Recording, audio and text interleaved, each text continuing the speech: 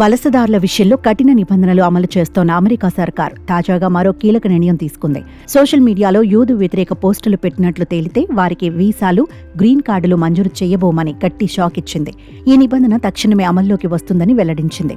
Student వీసాలు మొదలుకొని green cards దరఖాస్తుదారుల వరకు అందరి సామాజిక మాధ్యమాలపై నిఘా ఉంచుతున్నామని US citizenship and immigration services స్పష్టం చేసింది. ఉగ్రవాద సంస్థలుగా అమెరికా వర్గీకరించిన Hamas, Palestinian Islamic Jihad, Lebanon Hezbollah, Yemen హుతీల వంటి గ్రూపులకు మద్దతు ఇస్తే వాటిని యూదు వ్యతిరేక చర్యలుగా పరిగణిస్తామని అమెరికా తెలిపింది. అలాంటి ఉగ్ర కార్యకలాపాలను ప్రచారం చేసినా వాటి గురించి సామాజిక మాధ్యమాల్లో అనుకూలంగా పోస్టులు పెట్టిన తీవ్రమైన పరిణామాలను ఎదుర్కోవాల్సి ఉంటుందని హెచ్చరించింది. ఈ ఏడాది జనవరిలో అమెరికా అధ్యక్షుడిగా ట్రంప్ అధికారం చేపట్టిన నాటి నుంచి వలసదారులపై ట్రంప్ కఠిన వైఖరి ప్రదర్శిస్తున్నారు.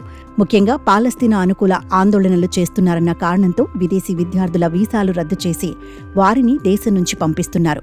గత నెల 300 మందికి పైగా విదేశీయుల వీసాలను రద్దు చేసినట్లు విదేశాంగ మంత్రి మార్కో రూబియో ఇటీవలి వెల్లడించారు. ఇక చిన్న చిన్న తప్పులకు సైతం వీసాలను రద్దు చేస్తామని ఇప్పటికే హెచ్చరించిన సంగతి తెలిసిందే.